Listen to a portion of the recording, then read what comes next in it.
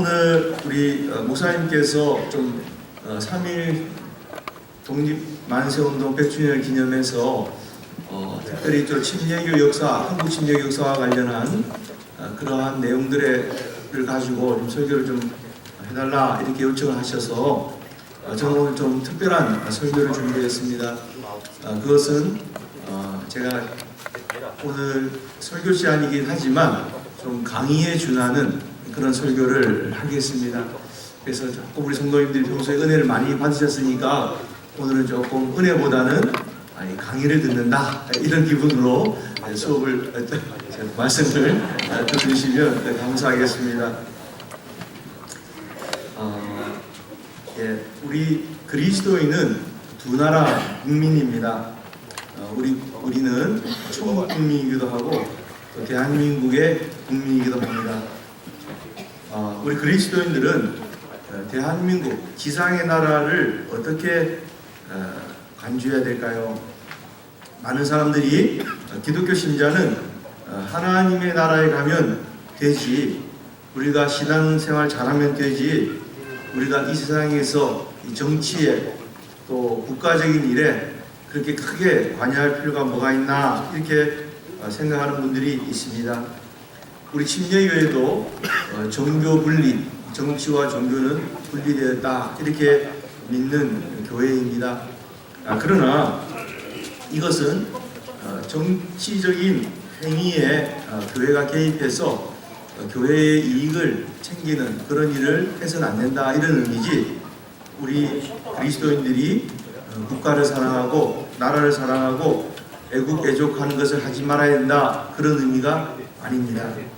우리 침례교회도 애국주의적인 그런 신앙 전통을 갖고 있습니다. 침례교회의 핵심적인 신앙 전통 중에 하나가 애국입니다. 그래서 우리도 마땅히 국가와 민족을 사랑해야 됩니다. 오늘은 우리가 3.1절, 올해는 만세운동 100주년이 되는 해입니다. 3.1 만세운동은 교회가 주도한 운동이었어요. 우리 33인의 민족 대표들 가운데서 주로 종교계가 지도자들이 대표가 됐는데 천도교 측이 15명이었고요. 기독교 측이 16명이었습니다. 불교는 2명이었어요.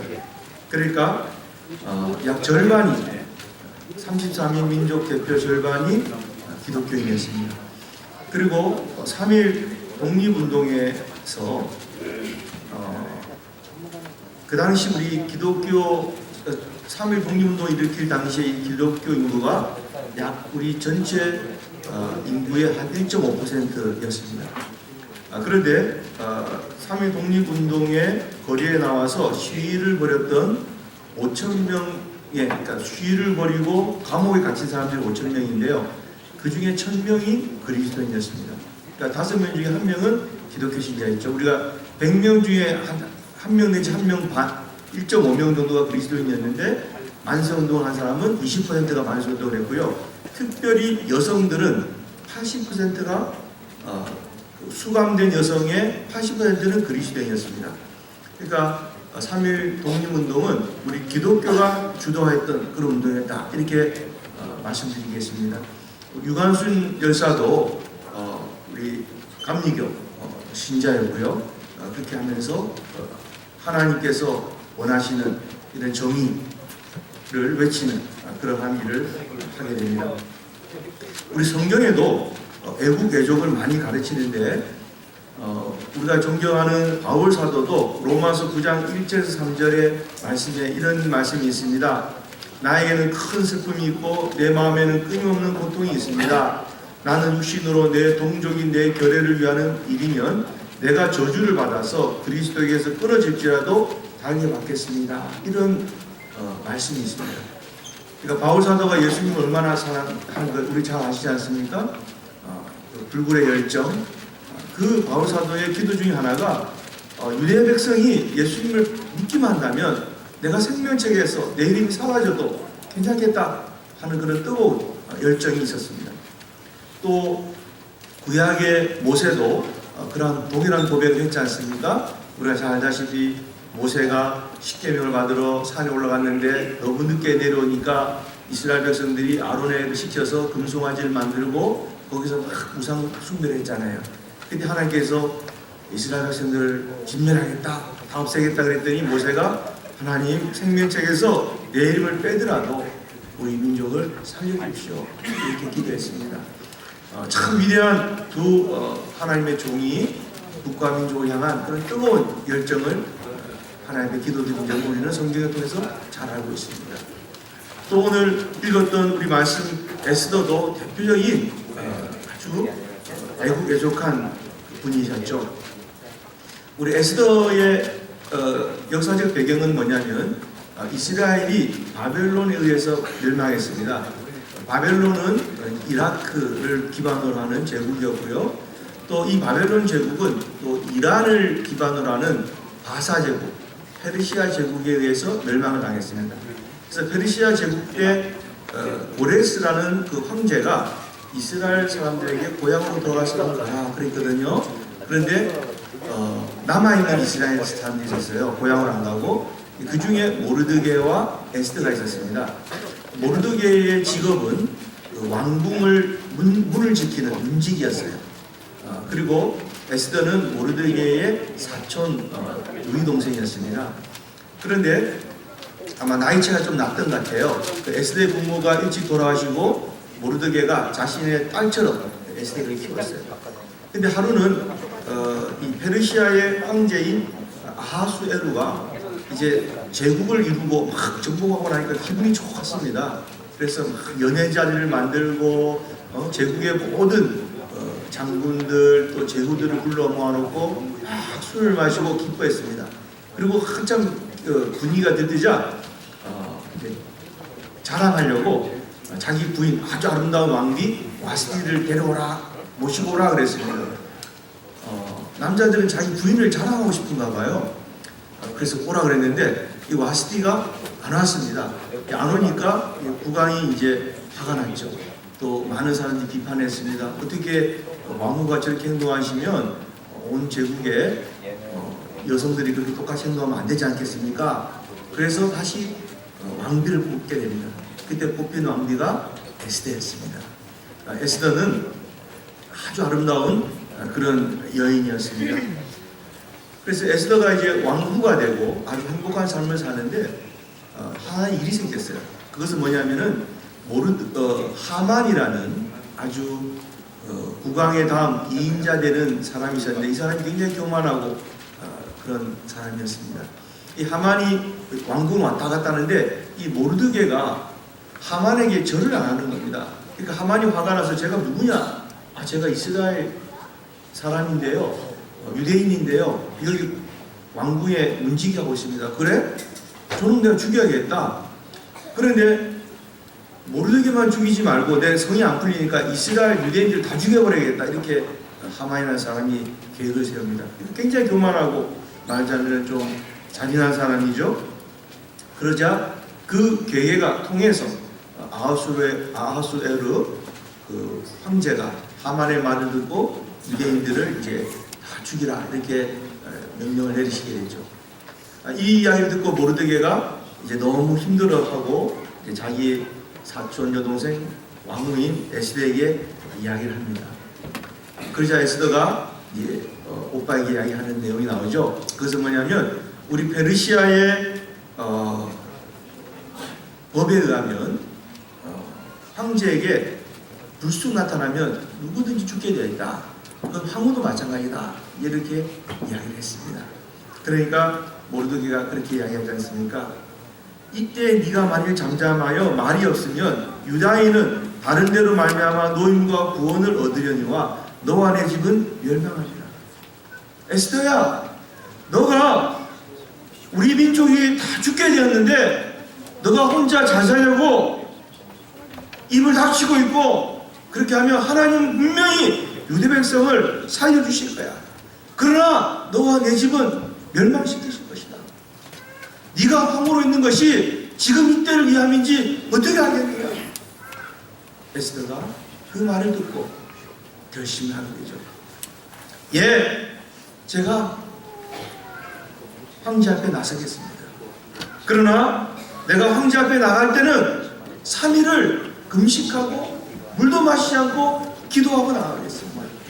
그러니까 오라버니께서도 유대 민족들을 다 모으셔서 유대 백성들에게 나와 똑같이 3일간 먹지도 마시지도 말고 하나님 기도하게 하십시오. 그리고 내가 황제 앞에 나가겠습니다. 그래서 황제가 나를 보고 죽이면 내가 죽겠습니다. 내가 그 심정을 나가겠습니다.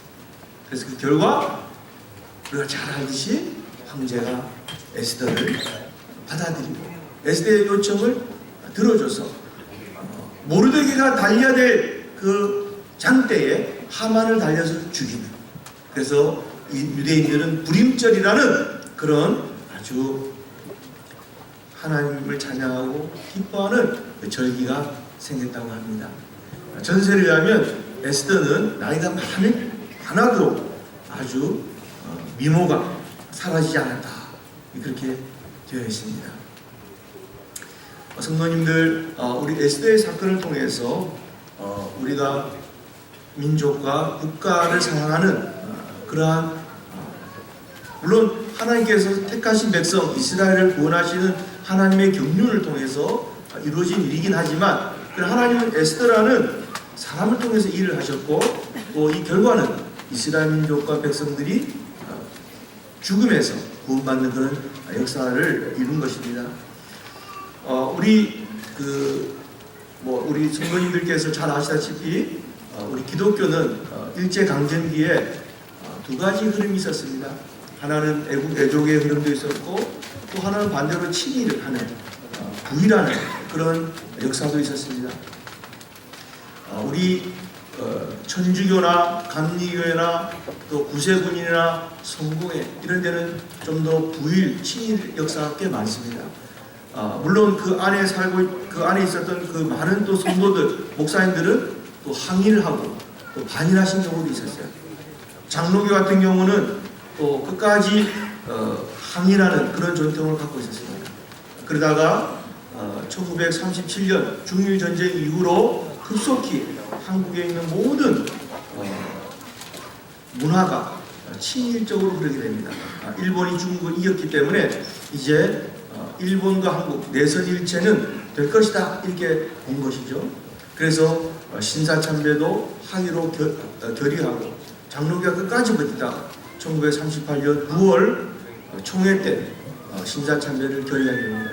우리 성도님들, 신사라고 하는 것은 일본 신을 모시는 이런 사당이죠.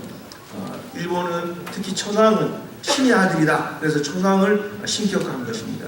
신사를 통해서 천황 중심주의의 어떤 국가를 이루고자 하는, 그래서 내선일체, 내지라는 것은 일본이죠. 그 다음에 조선과 일본은 한 나라다 하는 그것을 강조하기 위해서 신사참배를 굉장히 강조를 했습니다. 그런데 우리 침례교회는 좀 다른 교회와 달리, 물론 다른 교회도 우리가 훌륭한 항일의 정신이 많이 있습니다. 예를 들면 장로교회 길선유 목사님이나 또 우리가 많은 그런 목사님들이 항일 운동을 하셨지만, 또 교단적으로 어쩔 수 없이 또 배교하는 그런 일도 발생했습니다. 그러나 우리 침례교는 한 번도 교단적인 차원에서 배교한 적이 없는, 끝까지 항일을 했던 그런 교단입니다. 그래서 오늘은 제가 잠시 우리 침례교, 한국 침례교에 대해서, 우리 한국 침례교가 일제강점기에 어떻게 끝까지 좀 친일하지 않고 부일하지 않았는지 그 역사에 대해서 간략하게 설명을 좀 드리겠습니다. 여러분, 우리 한국 침례교가 어떻게 시작된지 좀 궁금하시죠? 예, 우리 한국 침례교회는 1889년 12월 11일 오아리 마루호라는 일본 증기선을 타고 부산에 도착했던 말콤 페닉 선교사라는 분을 통해서 시작이 됐어요. 말콤 페닉 선교사님은 당시에 26살에 카나다 출신 독립 선교사님이셨습니다. 목사 한 수도 안 받고 그냥 평신도였어요. 그냥 복음의 열정을 가지고 젊은 청년이 장가당한 총각이 26살 나이에 이렇게 그냥 한국으로 무작정 와서 복음을 전하려고 했던 사람을 통해서 시작이 됩니다. 근데 이 페닉 선교사가 한국에 와서 서울과 소래, 황해도 소래에서 또 서울에서 한 10달씩 머물면서 지내다가 이렇게 이제 한국에서 앞으로 평생 선교하려면 본부를 정해야겠다 그렇게 생각했는데 함경도 원산을 정하게 됩니다. 원산을 보니까 아주 좋은, 아직까지 외국 선교사들이 와서 활동을 안 하기 때문에 저곳에서 내가 선교해야겠다 하고 원산에 가서 원산에 한 10만 평의 땅을 사서 농장을 이루고 거기서 센터를 만들고 한국 선교를 하려고 했습니다. 근데 이 페닉 선교사가 한국에서 이제 본격적으로 선교를 할 때 본인이 목사 안수를 받지 않았으니까 이제 그것이 늘 부담이 됐었어요. 그래서 목사 안수도 받고 또 이제 한국에서 내가 평생 사역도 해야 되니까 좀 후원자도 모집해야겠다 이런 마음을 먹고 다시 미국으로 건너갔습니다. 미국으로 건너갔을 때 페닉 선교사 평소에 알던 자기가 존경했던 목사님을 찾아갔어요. 그 목사님이 아드리안 저슨 고든이라는 보스턴에 있는 클라렌돈가 침례교회 목사님이셨습니다. 여러분 아드리안 저슨 고든 목사님은 침례교 목사님이시고 초교파적으로 당시에 굉장히 유명한 분이셨는데요. 찬송가 315장 내 주 되신 주를 참 사랑하고 라는 찬송가를 작곡하신 분이에요. 내 주 되신 주를 참 사랑하고 곧 그에게 죄를 다고 하리라. 그 찬송 아시죠? 이 찬송을 작곡하신 분이 우리 침례교 최초 선교사에게 목사 안수를 해주신 목사님이세요. 그분이 침례교 목사님이셨습니다. 근데 이 페닉 선교사님이 이 고든 목사님 교회에 간 이유는 그 고든 목사님이 교회 안에 조그마한 학교를 만드셨어요. 우리 좋은 교회 같으면 좋은 교회에 교육관이나 한 구석에 방 하나를 학교로 세우신 거예요. 그 학교가 뭐냐면 보스턴 선교사 훈련학교라는 곳이었습니다. 이 학교에서는 이제 신학대학을 가야 되지만 못 가는 사람들, 때를 놓친 분들, 고등학교를 졸업하지 못한 분들 이런 분들에게 이제 교육을 시키고 목사 안수를 주고 선교사 자격을 주기 위해서 만든 그런 교회에 내에서 만든 학교였어요. 근데 이 학교에서 이제 페닉 선교사님 공부해서 내가 이제 목사 안수도 받고 이제 정식 선교사가 돼서 선교하겠다 이런 마음 먹고 간 것입니다. 근데 그 학교가 지금은 아주 크게 좋은 학교로 성장했어요. 보스턴에 있는 고든 대학교라고 또 고든 코넬 신학대학교라고 아주 좋은 두 학교로 명문 학교로 지금은 성장되어 있습니다. 근데 이 페닉 선교사님이 그 보스턴 선교사 훈련학교에서 공부할 때 동급생들 있지 않습니까? 동료들한테 또 고든 목사님에게 난 한국에서 왔고 한국 선교행다 이렇게 주장을 했어요. 그러면서 이제 그 말을 먹힌 겁니다. 그래서 고든 목사님은 보스턴 선교사 훈련학교에서 공부했던 학생들에게 한국 선교를 가라 그렇게 했습니다. 근데 한국 선교를 가려면 이제 누군가 도와줘야 되잖아요. 근데 그 클라렌도가 침례교회는 아주 좀 그러니까 말하자면 큰 교회였습니다. 그리고 또 보스턴이라는 곳은 우리로 말하면 지금 서울의 강남 같은 그런 곳이었거든요. 그러니까 좀 교회가 재정이 있었습니다. 그중에 이제 안수 집사님이라고 한 분이 싱 집사님이라는 분이 계신데 이 싱 집사님이 문암동역 외동딸 엘라라는 딸이 일찍 세상을 떠나면서 그에게 줄 유산을 가지고 성교회를 만드셨어요. 그래서 그 엘라신 성교회라고 합니다. 이제 거기서 이제 한국으로 선교사님이 오게 됩니다. 그 페닉 선교사님과 함께 공부했던 사람 중에서 이제 에드워드 클레이튼 폴링이라는 페닉 선교사님과 더불어 함께 1894년 4월에 목사 안수를 받았죠. 이제 이분이 이제 한국으로 그러면 내가 선교를 가겠다 하고 오게 돼요. 그 페닉 선교사님은 1893년에 미국으로 건너가서 3년 만에 1896년에 돌아왔고 이제 목사 안수를 받고 침례교 목사 안수를 최초로 왔던 사람은 폴링 선교사였습니다. 그래서 이 폴링 선교사와 페닉 선교사는 고든 목사와 또 여러분 그 피어슨 혹시 피어슨 성경학교라고 말 들어보셨습니까? 피어슨 목사, 아더 피어슨 목사라고 원래 장로교 목사님이신데 이분은 이제 침례교랑 친했어요. 그래서 침례교 전 세계에서 가장 큰 그 당시 침례교 영국의 스펄전 목사님이 신고하던 그 교회에서 설교 목사로 한 1년 6개월 이상 봉직하게 됐던 분인데, 그분과 두 분이 고드 목사님이 하고 아주 친한 분이었어요. 스펄전 목사님이 피어스 목사님이. 그래서 두 분이 이렇게 주례를 해서 페니 선교사와 홀링 선교사가 목사하셔 놨습니다.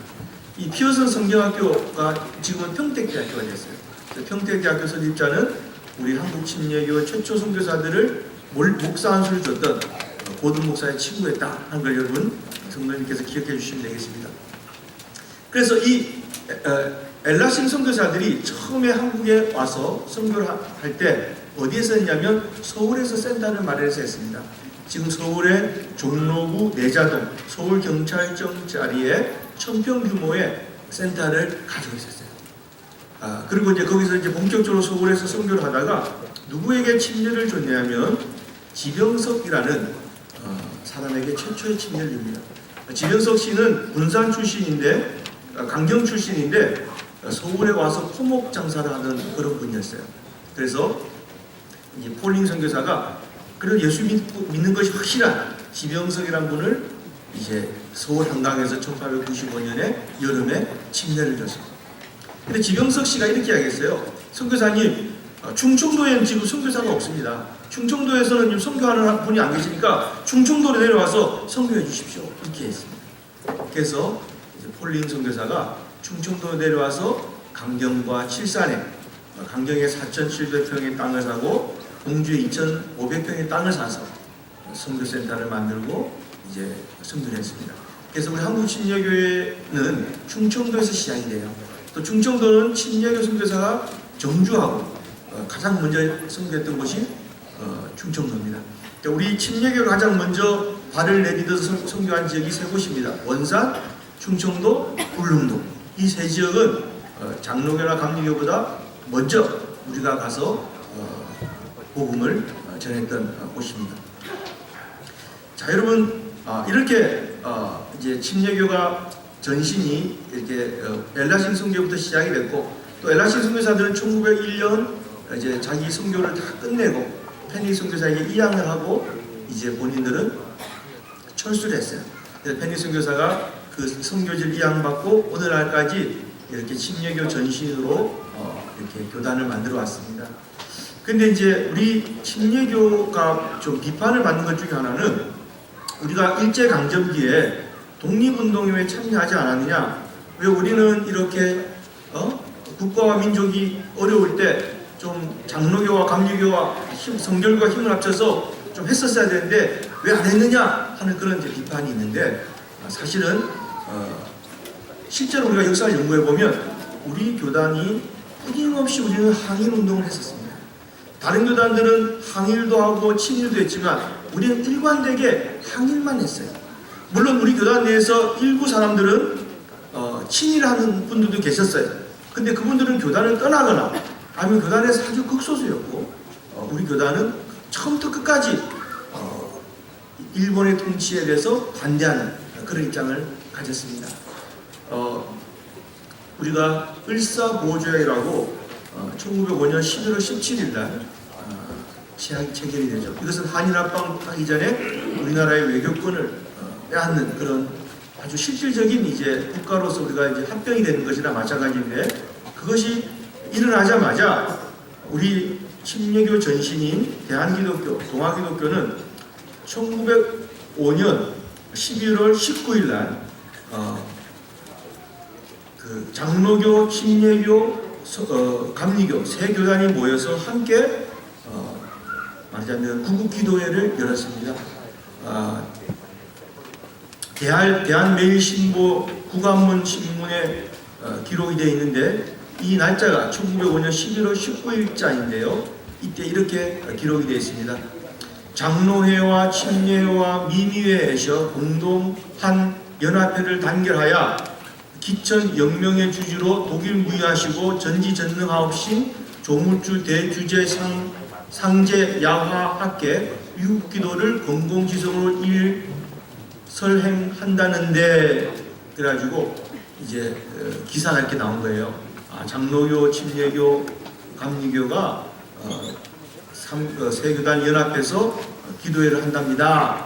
신문에 기도문이 내용이 이렇게 되냐면 제가 다는 않겠습니다만은 야수를 믿는 형제 자매 중에도 혹은 자기가 잘못하여 이 지경에 이른 줄을 깨닫지 못하고 다른 사람만 원망하니 이난 덜 생각하미요 혹은 말하기를 우리의 영신한 나라가 한 아래 있은즉 육신의 나라는 별로 상관없다 하니 이도 덜 생각하미요 혹은 말하기를 이런 고난 당하여 어찌 가만히 앉아 있을처리요 하고 혈기를 참지 못하여 급히 나가자 하니 이도 덜 생각함인즉 다 하나님 뜻에 합당치 못한 것이라.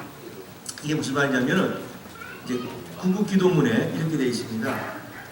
우리나라가 이렇게 어렵게 된 것은 된 것에 대해서 우리는 천국에 우리나라가 있으니까 천국 백성이니까 세상 나라 신경 쓰지 말자 하는 것도 잘못된 생각이고 또 급하게 뛰쳐나가서 혈기를 참지 못하고 이렇게 말하자면 무기를 들고 대항하지 않은 것도 잘못된 거다. 우리는 그럼 어떻게 해야 되냐? 하나님께 기도해야 한다.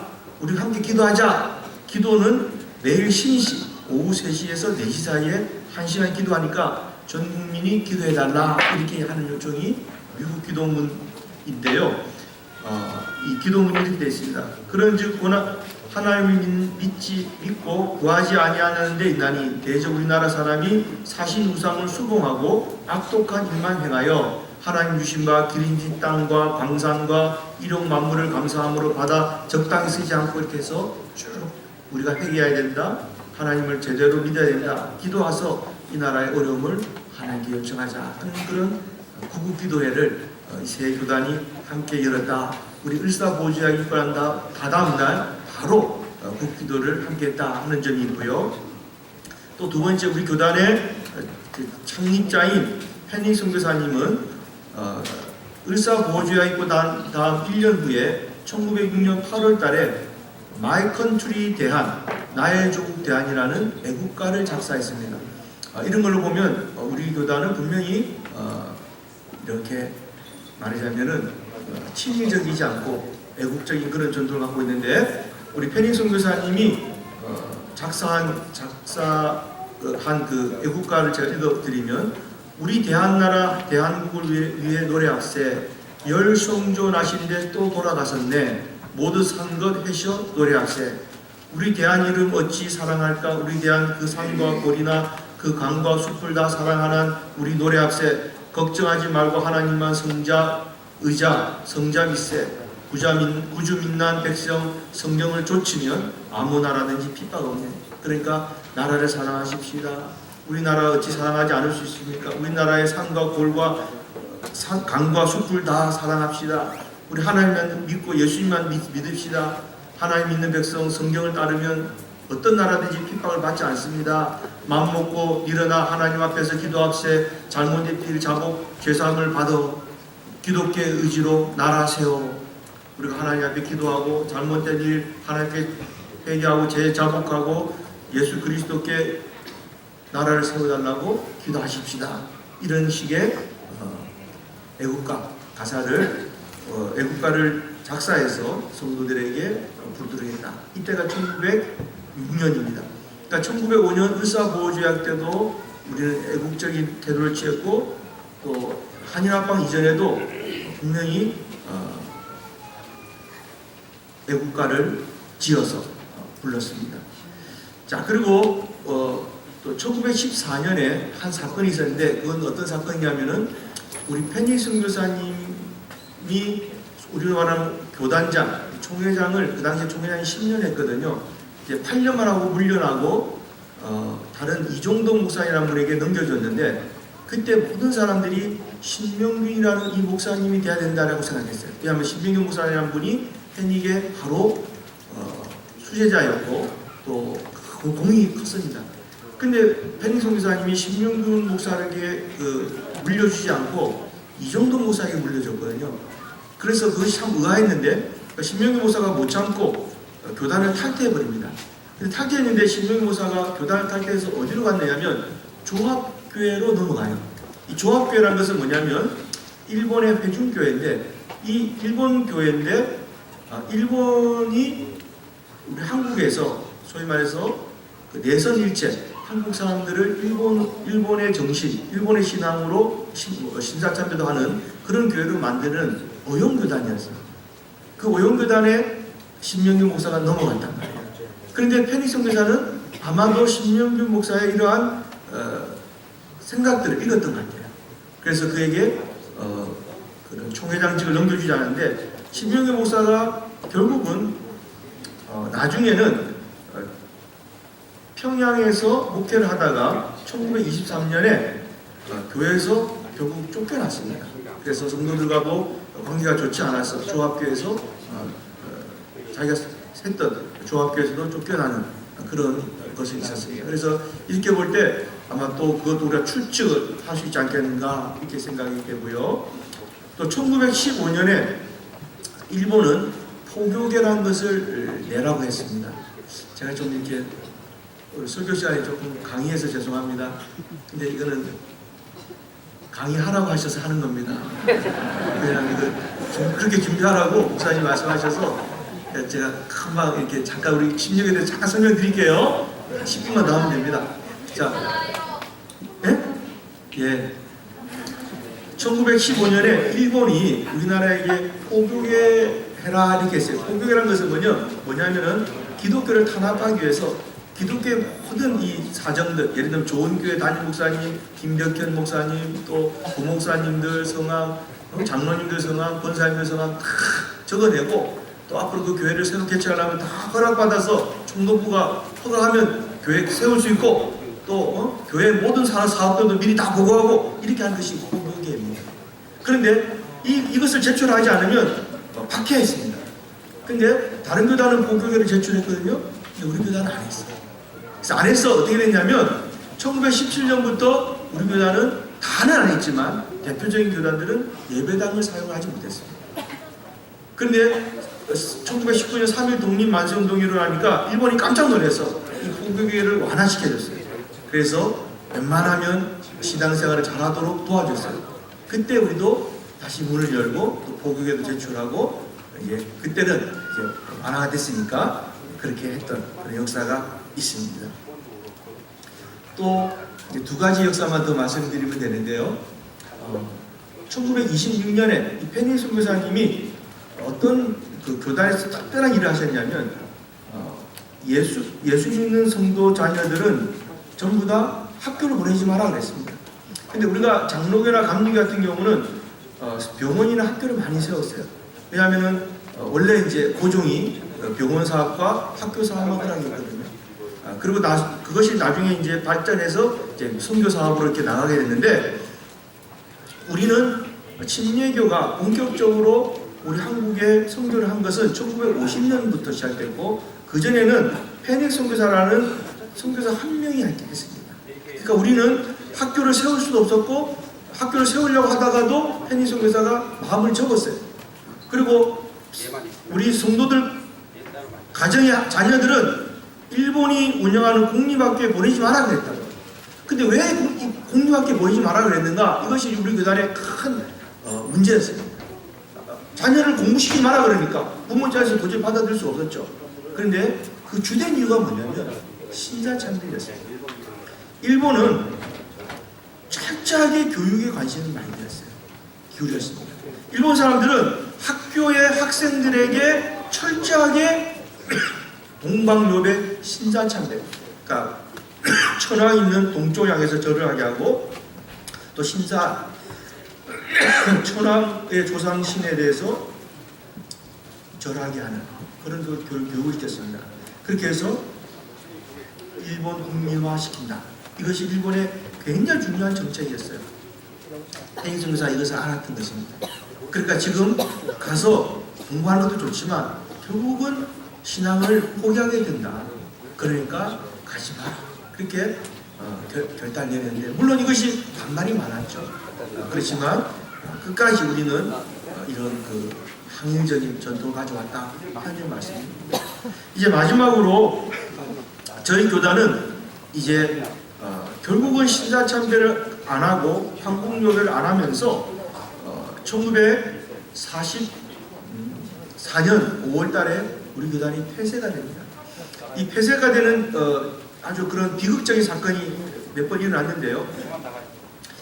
아까도 말씀드렸지만은 일제는 우리 한국을 1910년 한일합방하고 난 이후에 이렇게 꾸준히 내선 일체라고 해서 일본과 한국을 하나의 국가로 만들려는 한민족으로 만들려는 그런 노력을 굉장히 많이 했습니다. 그 당시 우리나라는 인구가 한 1,500만이 됐었고요. 일본은 한 5천만이 됐었습니다. 우리보다 한 3배 이상 컸었어요. 인구도 많았고. 근데 이 혼혈 이런 것을 한 것도 한계가 있으니까 제일 중요한 것이 정신세계를 바꾸는 겁니다. 그래서 조합교회라는 것도 데려오고 그중에 핵심이 신사참배였어요. 이제 신사참배를 하면은 신사라는 것은 뭐냐면은 천황실 또 일본의 여러 신들을 섬기는 사당인데 특별히 천황 중심의 어떤 한국 사람들을 그런 식으로 바꾸려는 것이 신사참배의 주된 목적이었는데 천주교나 감리교나 또 구세군이나 성공회나 이런 교단들은 빨리 했습니다. 신사참배를. 근데 장로교는 끝까지 거부했어요. 거부하다가 어쩔 수 없이 1938년에 장로교 노회들도 23개 노회 중에서 17개 노회가 신사참배를 하는 쪽으로 결의를 하고 총회에 참석하게 됩니다. 그리고 주기철 목사님 아시죠? 장로교 주기철 목사님 끝까지 신사참배를 수행하셨잖아요. 반대하다가 그분은 장로교단에서 제명됐어요. 왜냐하면 장로교 총회의 결의를 부인했다 그랬어요. 왜 그렇게 됐느냐 하면은 장로교 목사님들 성도들 가운데서는 내심 신사참배를 거부했습니다. 실제로 거부한 사람들이 많았어요. 그런데도 일제 강압에 의해서 신사참배를 할 수밖에 없었고 또 실제로 다른 교단들도 내부적으로 거부한 사람들이 훨씬 많았죠. 신앙 양심상 안 해야 됐지만 그러나 일부의 성도들, 일부의 목회자들은 또 신사참배에 찬성한 사람들도 많이 있었습니다. 그 중대한 기로가 언제였냐면 중일 전쟁입니다. 일본이 중국과 전쟁에서 이기고 난 다음부터 급격하게 한국은 친일적 분위기로 확 쏠리게 됩니다. 그때 우리 침례교는 그때도 신사참배를 거부했어요. 그러니까 일제가 볼 때 그 당시 침례교는 교단이 작았기 때문에 별로 관심을 두르지 않았는데 그럼에도 불구하고 굳건히 신사참배를 거부하는 교단이 하나가 있는 겁니다. 굉장히 눈에 가시였어요. 근데 이제 어떤 사건이 났냐면 우리 교단에 들어와서 일을 하고 싶은데 그것을 거부당했던 어떤 분이 그분이 그 당시에 오문안이라는 아주 친일파의 그 대표자 일본에 건너가서 일본의 신사참배 같은 것을 본인이 목사들 보고 하도록 하고 그런 것을 주도했던 사람에게 우리 교단을 이렇게 밀고를 하게 됩니다. 그러니까 우리 교단에서 어떤 신앙이 있었냐면 예수님께서 재림하신다는 그런 신앙이 있었거든요. 예수님께서 재림하시면 이 땅에 하나님 나라를 세우실 것이다. 그것이 찬송가, 우리가 믿는 침례교 따로 찬송가가 있었어요. 그 찬송가 보면은 예수님 재림하시면 만왕의 왕으로 오시고 망주의 주로 오셔서 온 나라를 다스릴 것이다. 이런 신앙 고백이 있습니다. 이것은 당시에 일제로 볼 때는 반역죄였단 말이죠. 왜? 천황도 예수 밑에 통치를 받는 존재가 되니까. 그래서 이것을 문제 삼아서 우리 교단은 폐교가 됩니다. 1944년 5월 달에. 그래서 우리는 끝까지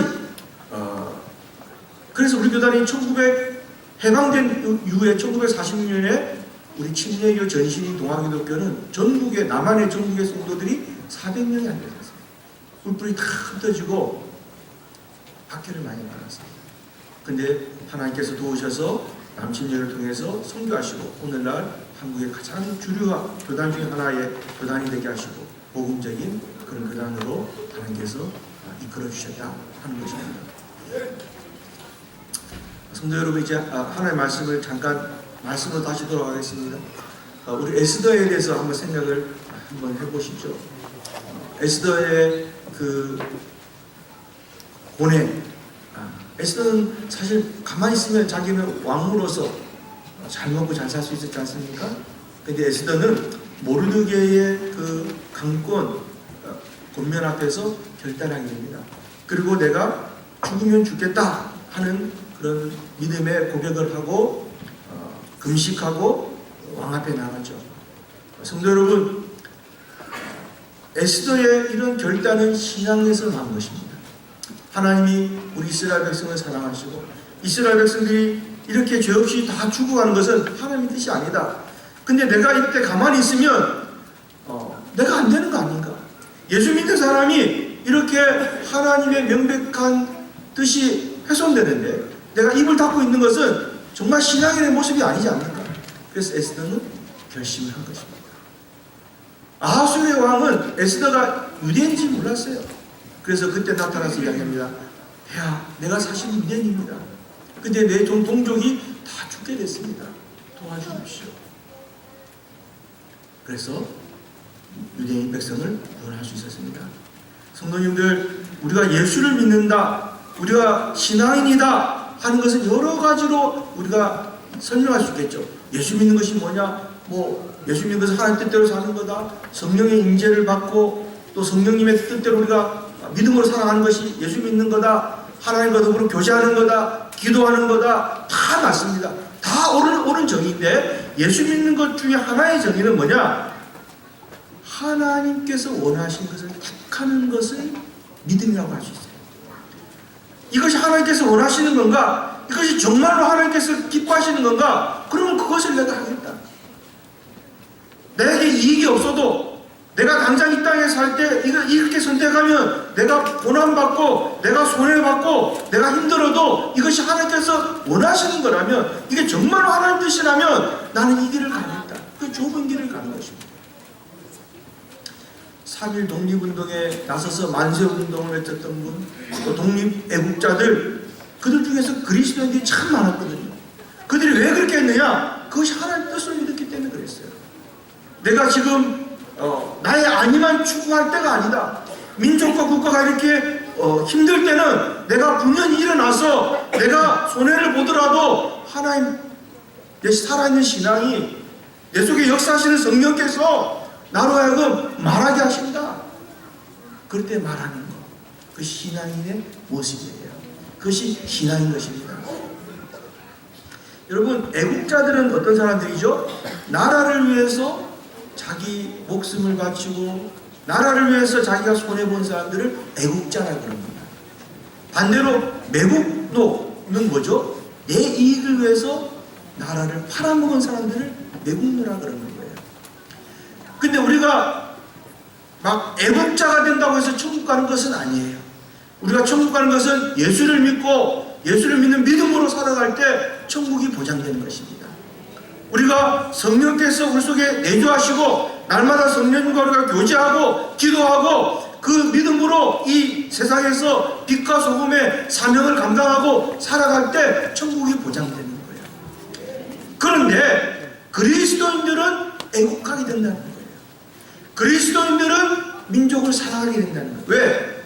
하나님께서 그렇게 우리 마음에 옳다라고 말씀하시니까, 우리 생각에 그렇게 말씀해 주시고 성령께서 우리에게 그렇게 말씀하시니까 우리는 그렇게 된다는 것입니다. 그러니까 그리스도인들은 애국하게 된다. 할렐루야. 일제강점기에 신앙의 절개를 지키고 민족을 사랑했던 것은 신앙의 침에서 발견된 것입니다.